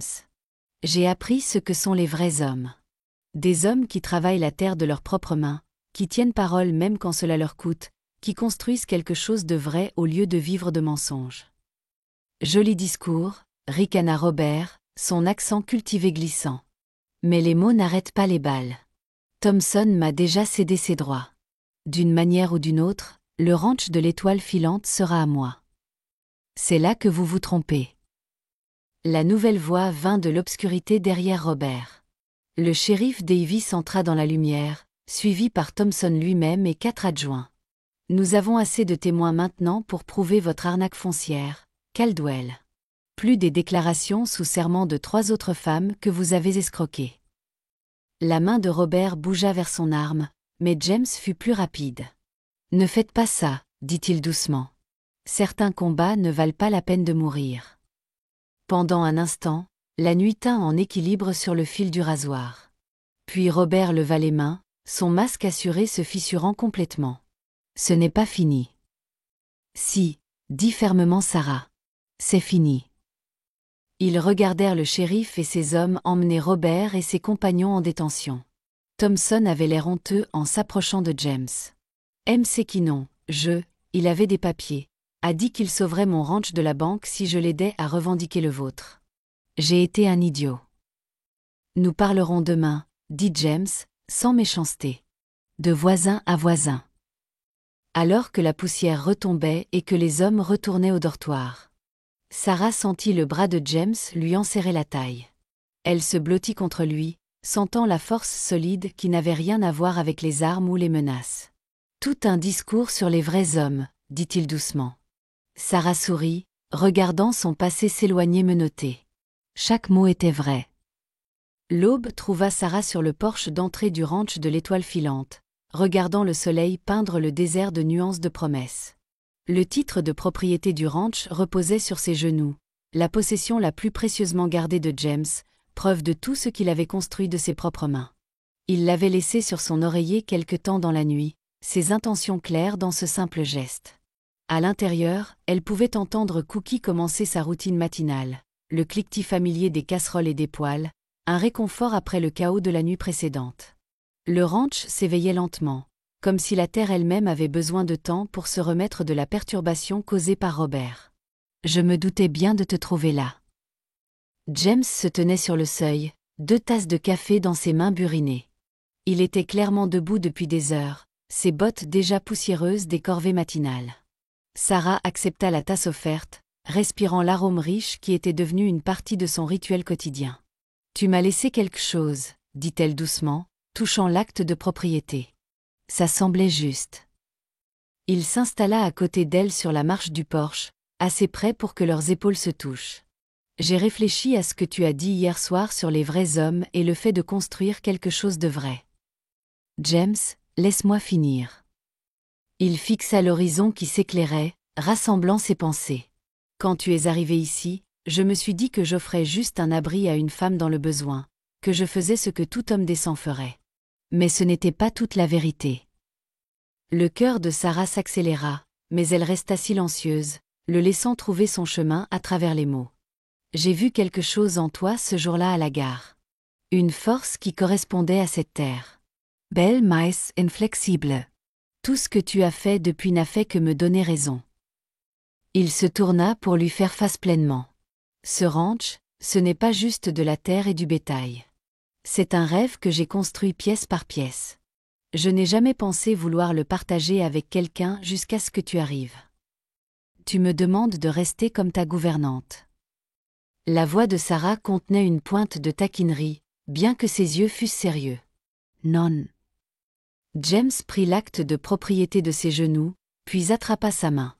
Je te demande d'être ma partenaire en toutes choses, de construire quelque chose de durable ensemble, pas basé sur de beaux mots dans des lettres, mais sur un travail honnête et des sentiments vrais. Sarah baissa les yeux sur leurs mains jointes, les siennes calleuses par la corde et les rênes, les siennes marquées par l'aiguille et la terre du jardin. Différents types de travail qui s'étaient en quelque sorte tissés ensemble en une vie partagée. L'acte devrait porter nos 2 noms, finit-il. Si tu veux de moi, du ranch et de cette vie dure mais belle. Sarah se leva, l'entraînant avec elle. Le soleil levant attrapa le médaillon de sa mère, le faisant briller comme une bénédiction. Tu sais, quand je suis arrivée dans l'Ouest, je pensais poursuivre un rêve de mariage, d'appartenance quelque part. Je n'aurais jamais imaginé trouver les 2 dans un endroit si différent de ce que j'avais prévu. Est-ce que c'est un oui? La voix de James était rauque d'émotion. Au lieu de répondre directement, Sarah leva la main et toucha sa joue, sentant le chaume du matin sous ses doigts. Tu te souviens de ce premier matin où tu m'as appris à monter? Tu as dit que je devais faire confiance au cheval, me faire confiance. Il acquiesça, couvrant sa main de la sienne. J'ai appris plus que l'équitation ce jour-là, continua-t-elle. Que la vraie confiance, le vrai amour, naissent des actions, pas des mots. Tu m'as montré qui tu es chaque jour depuis mon arrivée. Dans la façon dont tu traites tes animaux, tes hommes. Cette terre, elle sourit. Même dans la façon dont tu m'as laissé trouver ma propre voie ici. Sarah Mitchell, dit James doucement. Tu tournes autour de ma question. James Msekinon, elle égala son ton. Je dis oui. Oui pour être ta partenaire, ta femme, ton égale en toute chose. Oui pour construire quelque chose de durable ensemble. Il l'attira alors près de lui, son baiser ayant le goût du café, de la promesse et du matin du désert. Quand ils se séparèrent enfin, Sarah vit Pete et les autres hommes faire rapidement semblant de ne pas avoir regardé depuis le porche du dortoir. Eh bien, appela la voix de Cookie depuis la fenêtre de la cuisine. Il était temps. Maintenant, on peut peut-être avoir un vrai petit déjeuner de célébration. James rit, le son portant à travers la cour du ranch. Qu'en dis-tu, partenaire? Prête à commencer notre premier jour comme il se doit. Sarah regarda la terre qui était devenue sa maison, les gens qui étaient devenus sa famille. Le soleil s'était complètement levé maintenant, transformant le ranch de l'étoile filante en un tableau de lumière, d'ombre et de possibilités infinies. Montre le chemin, dit-elle, et elle le pensait de tout son cœur. La nouvelle des fiançailles se répandit à Tombstone comme une traînée de poudre dans l'herbe sèche. Sarah se tenait dans le salon de Martha Reed, entourée des mêmes femmes qui avaient autrefois chuchoté derrière leurs mains à l'église. Maintenant, elle se pressait autour d'un cadre à quilter, leurs aiguilles volant alors qu'elle travaillait sur son cadeau de mariage. Chaque mariée a besoin d'une vraie courte pointe, déclara Martha, guidant les mains de Sarah alors qu'elle ajoutait ses propres points au motif.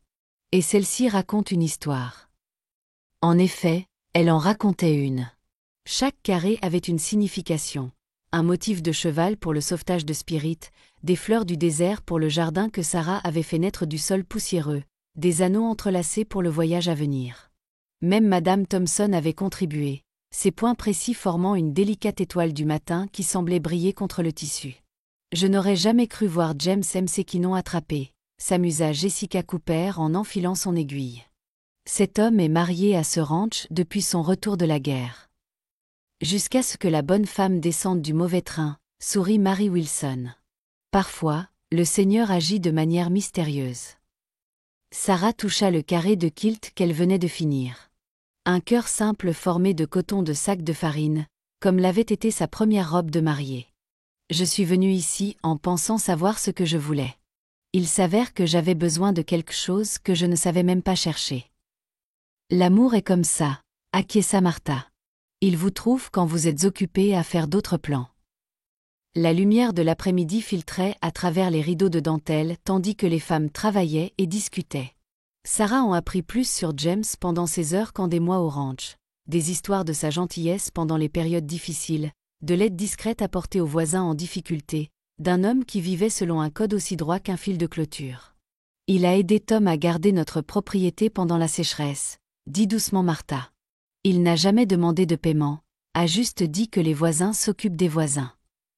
En ville, James gérait ses propres préparatifs. Pete avait écrit pour annoncer que les hommes reconstruisaient la chapelle du ranch. Inutilisée depuis le décès des parents de James, mais toujours solide face au vent du désert. Des équipes entières y travaillent, rapporta Pete. Cookie blanchit même les murs, bien qu'ils prétendent que c'est juste pour empêcher la poussière de s'accumuler. Les jours semblaient passer à toute vitesse. Lucy Chen et sa mère arrivèrent avec des rubans de soie pour les cheveux de Sarah, déclarant que chaque mariée avait besoin de quelque chose de fin pour contrebalancer le pratique. Les hommes du ranch, pour ne pas être en reste, lui présentèrent une selle magnifiquement ouvragée, le cuir travaillé avec des montagnes et des étoiles. Un soir, Sarah trouva James dans la chapelle en train de mesurer des planches pour de nouveaux bancs. Elle le regarda travailler un instant, aimant la façon dont ses mains se déplaçaient sur le bois. Toute la ville est impliquée maintenant, dit-elle en s'installant sur une pile de bois. Le cercle de quilting de Martha Reed. Les filles Cooper qui font des guirlandes. Même Madame Thompson a offert son service en argent pour la réception. James sourit en enfonsant un clou. Les mêmes personnes qui n'étaient pas sûres de toi il y a 3 mois. Les gens changent. Sarah prit un marteau, se mettant naturellement à travailler à ses côtés. Quand il voit la vérité assez clairement. En parlant de vérité, James fit une pause, essuyant la sueur de ses mains. J'ai quelque chose pour toi. De sa poche, Il sortit un petit paquet enveloppé dans du papier brun. À l'intérieur, Sarah trouva une alliance en argent sertie d'un petit diamant parfait. « C'était à ma mère », dit James doucement. « Elle m'a fait promettre de ne la donner qu'à quelqu'un qui aimerait la terre autant qu'elle, quelqu'un qui comprendrait que la beauté ici vient avec les callosités et le courage. » Sarah glissa la bague à son doigt, où elle s'installa aussi naturellement que si elle lui avait toujours appartenu. Le diamant attrapa la lumière des nouvelles fenêtres de la chapelle, projetant de minuscules arcs-en-ciel sur les bancs fraîchement taillés. « Taille parfaite », murmura-t-elle. « Comme toi », dit simplement James, et il l'attira près de lui. Plus tard, en retournant à la maison principale main dans la main, ils s'arrêtèrent pour regarder le coucher de soleil peindre le désert aux couleurs du mariage, rose, or et pourpre profond. Du dortoir venait le son de l'harmonica de Pete jouant une vieille chanson d'amour, tandis que la voix de Cookie s'élevait dans une joyeuse dispute sur les bonnes épices pour le gâteau de mariage. Sarah serra la main de James, ressentant la joie tranquille qui accompagne la certitude absolue. Elle n'était plus la mariée perdue du quai de la gare.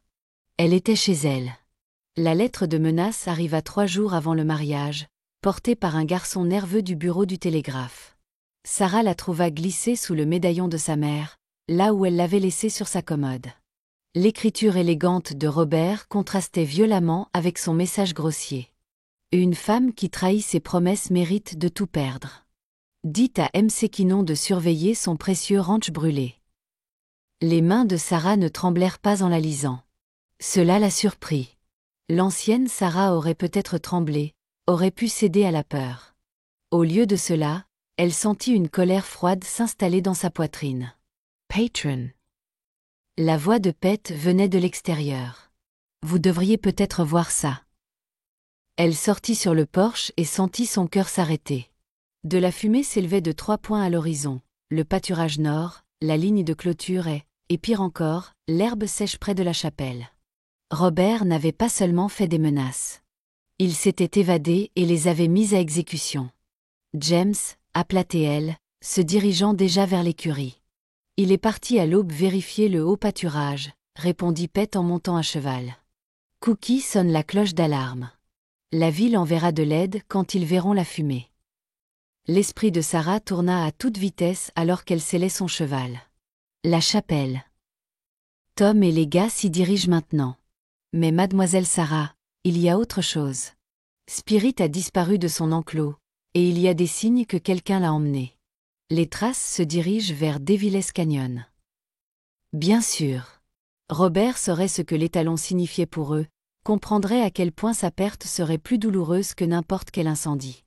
La mâchoire de Sarah se serra alors qu'elle se hissait en selle. Mademoiselle Sarah, commença Pete, Monsieur James ne voudrait pas. James n'est pas là, le coupa T.L. Et je connais ce canyon mieux que Robert ne le pourrait jamais. Mettez les hommes sur ces feux. Je m'occupe de Spirit.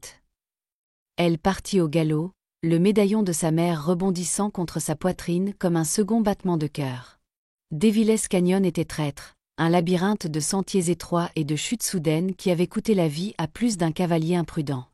Mais Sarah en avait parcouru chaque centimètre avec James, apprenant les limites du ranch, comprenant ses dangers. La piste était assez claire. Robert n'essayait même pas de cacher son chemin. Il voulait être suivi, voulait les attirer dans un piège. Mais Sarah avait appris de James que le chemin le plus court n'était pas toujours le plus sage. Elle guidait son cheval sur un sentier escarpé parallèle au canyon principal. D'ici, elle pouvait voir Robert en contrebas, menant Spirit vers le box canyon qu'ils utilisaient pour débourrer les chevaux têtus. L'étalon luttait contre la main inconnue, mais Robert le maintenait sous contrôle par des secousses brutales de la longe. Le sang de Sarah bouillit à cette vue, mais elle se força à rester calme. La voix de James sembla murmurer dans sa mémoire. Des mains patientes font des chevaux consentants. Il en va de même pour la plupart des problèmes dans la vie. Elle attendit que Robert soit entré dans le box canyon, puis se mit en position à son embouchure.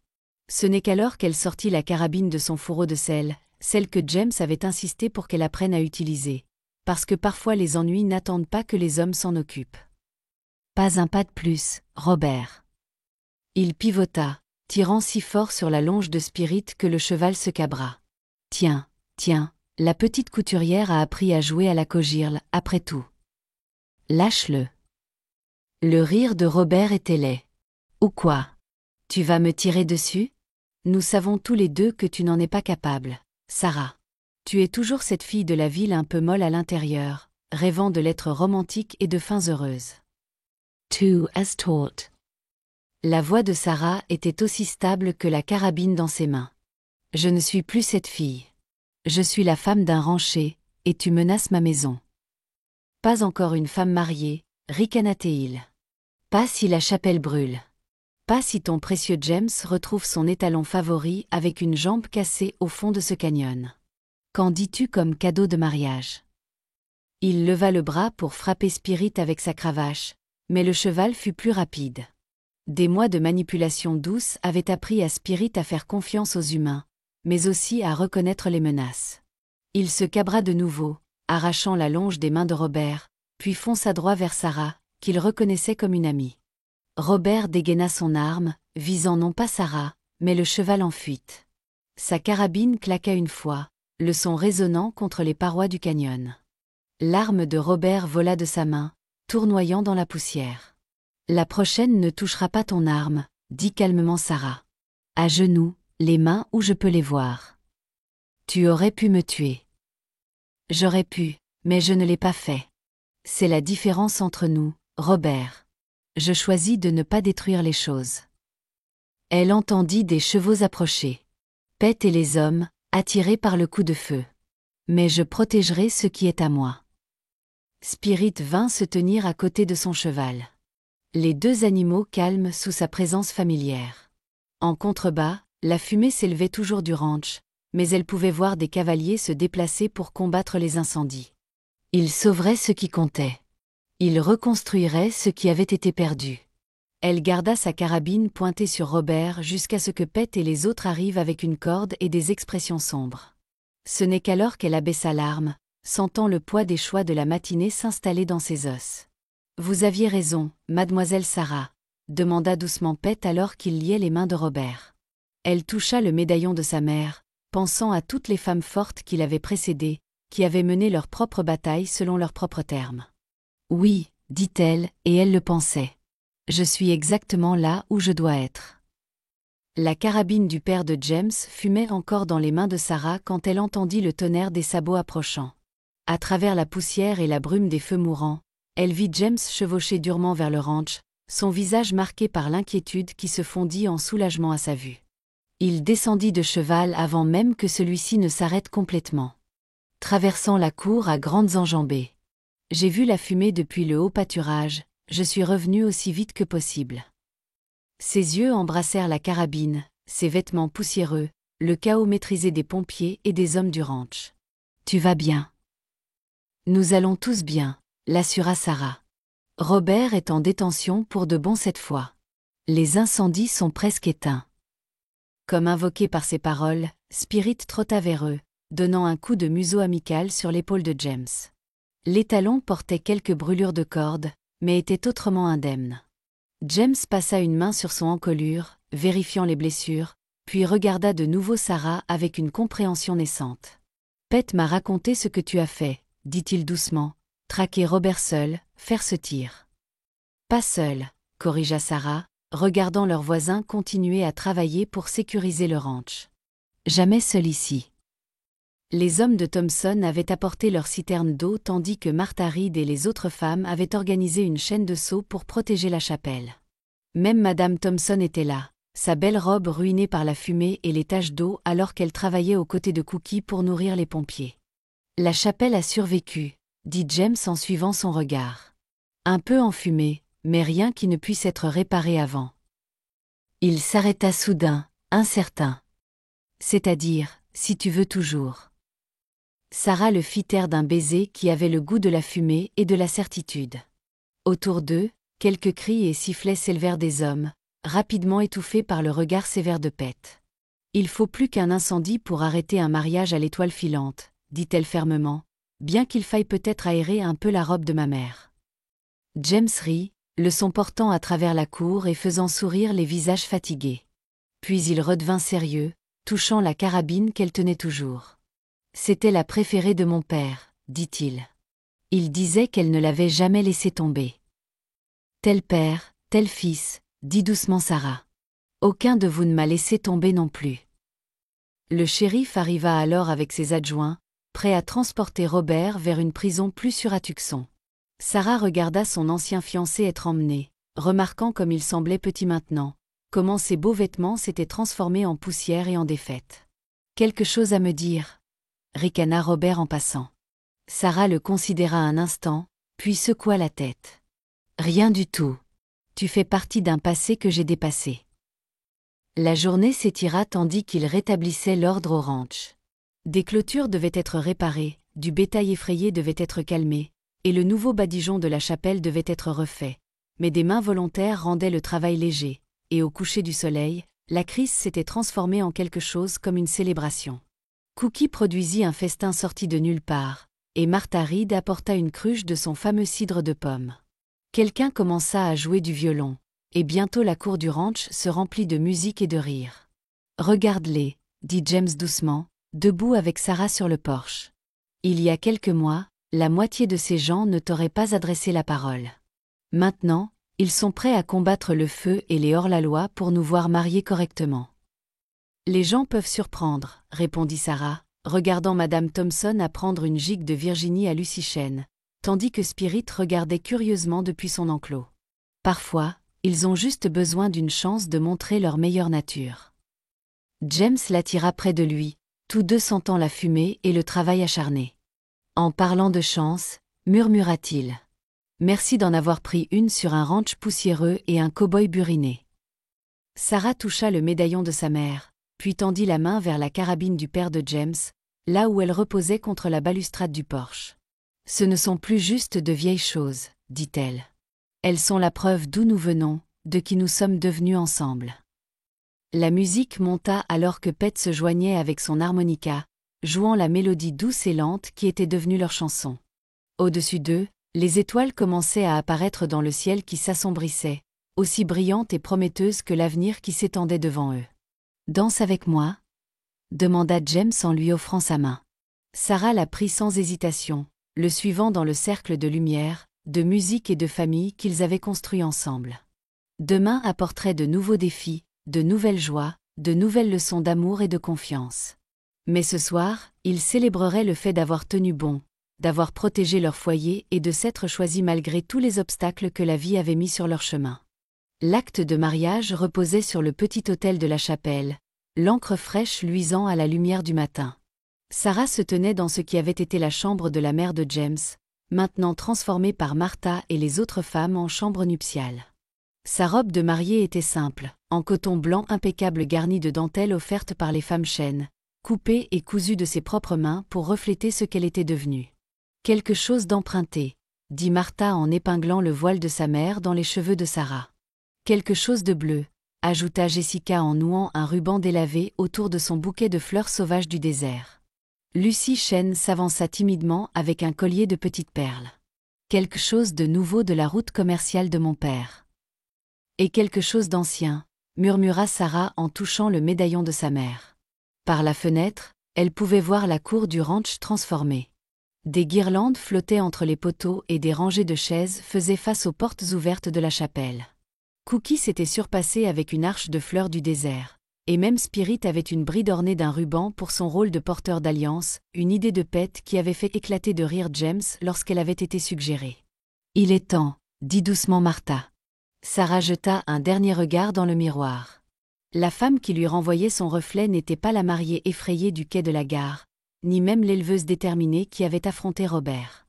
Elle était quelque chose de nouveau, un mélange d'Est et d'Ouest, de force douce et de sagesse durement acquise. Les cloches de la chapelle commencèrent à sonner, une autre surprise de Pete, restaurée juste pour ce jour.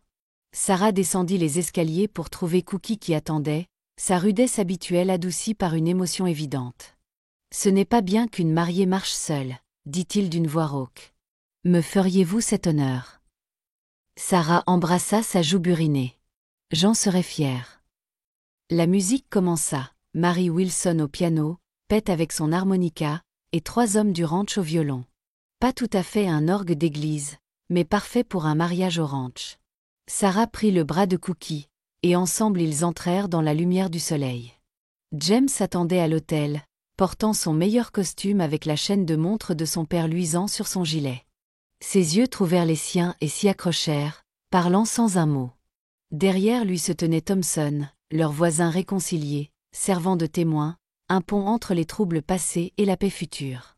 La cérémonie elle-même fut simple, convenant à des gens qui valorisaient les actions plus que les mots. Ils prononcèrent leurs vœux clairement, leurs promesses témoignées par la terre qu'ils aimaient et les gens qu'ils en étaient venus à appeler famille.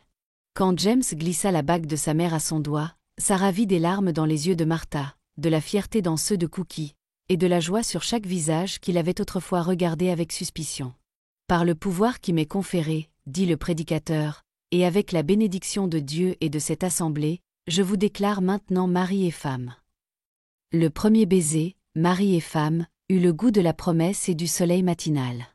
La chapelle éclata en acclamations et quelqu'un, sans doute Pete, poussa un « youpi » sonore qui fit rire tout le monde. La fête se répandit dans la cour où les tables gémissaient sous le poids des victuailles apportées par chaque ranch et ferme des environs. Les enfants jouaient entre les jambes des adultes.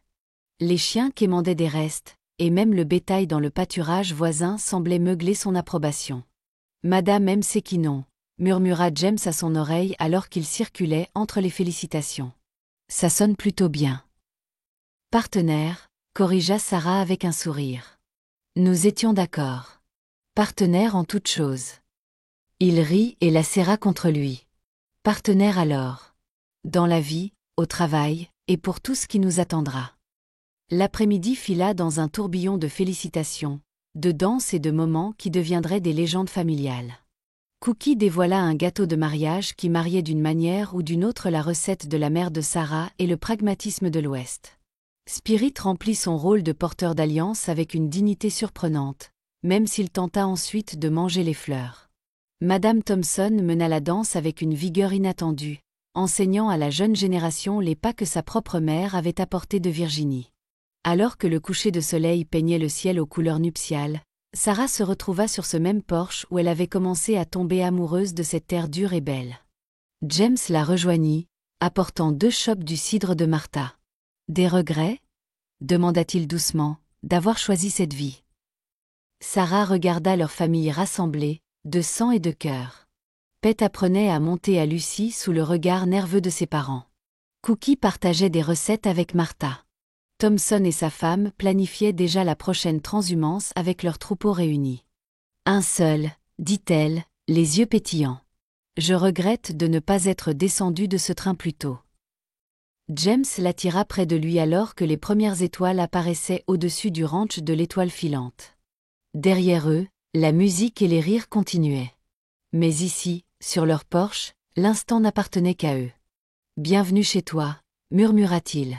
« Pour de bon et pour toujours. » Sarah se blottit contre lui, sentant la force et la certitude de leur avenir commun. « J'y étais déjà. » 1 an plus tard, Sarah était assise dans le salon du ranch, consignant les événements de la journée dans la Bible familiale.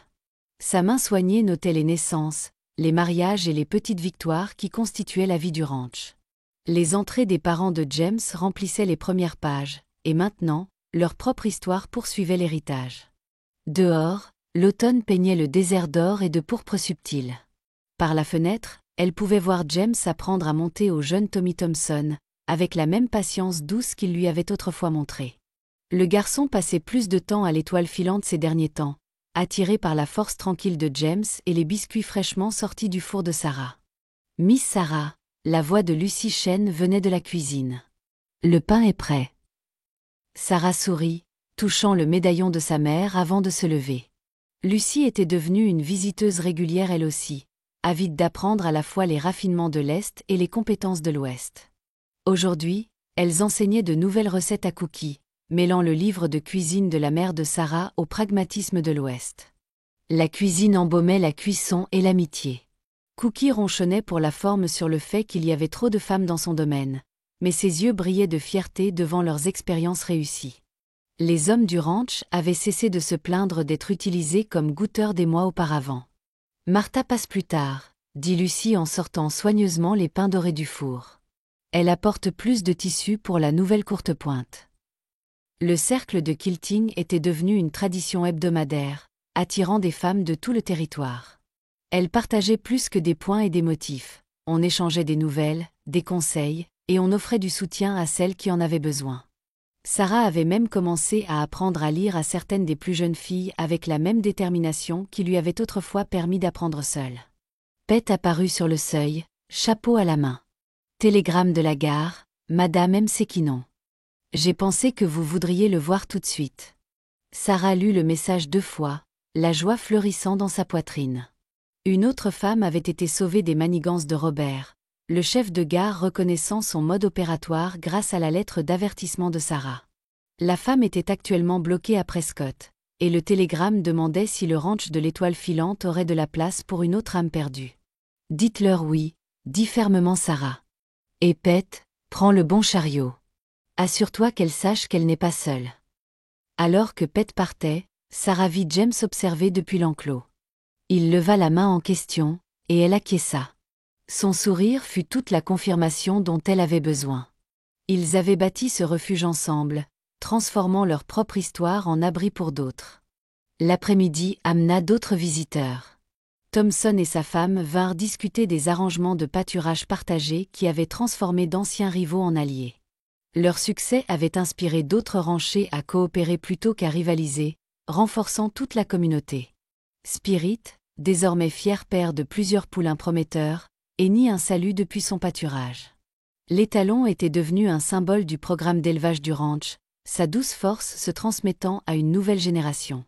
Comme tout à l'Étoile filante, il représentait le mélange parfait de grâce de l'Est et de résilience de l'Ouest.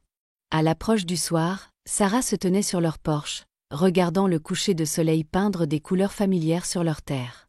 James la rejoignit, sentant le cheval et le travail honnête. « Bonne journée ?»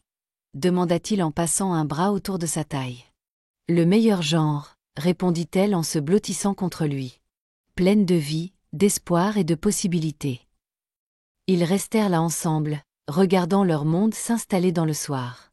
Du dortoir venait le son de l'harmonica de Pet jouant leur chanson de mariage, tandis que la voix de Cookie s'élevait en fausse protestation contre les plans du petit déjeuner de demain. Lucie et Tommy chassaient les lucioles dans la cour, leur rire portant dans l'air qui se rafraîchissait. Sarah toucha son médaillon de sa mère, puis le léger arrondi de son ventre, où leur propre chapitre suivant commençait à peine à se dessiner. « Aurais-tu jamais imaginé, demanda-t-elle doucement, qu'une correspondance manquée à une gare puisse mener à tout cela ?» James la tourna dans ses bras, le visage sérieux. « Rien n'a été manqué ce jour-là, Sarah. Tout et tout le monde est arrivé exactement quand et où il devait être. » Les premières étoiles apparurent au-dessus du ranch de l'Étoile filante, brillantes comme des rêves et 2 fois plus vraies. Sarah regarda la vie qu'ils avaient bâtie, le jardin verdoyant contre toute attente dans le désert, la chapelle où ils tenaient désormais des rassemblements hebdomadaires, la grange pleine de chevaux adoucis par la patience et l'amour. Chaque centimètre carré était chez elle. Chaque instant un cadeau qu'elle n'avait jamais imaginé lorsqu'elle était descendue de ce train. « Tu as raison », dit-elle en levant la main pour toucher son visage buriné. « Certaines correspondances ne sont pas manquées du tout. »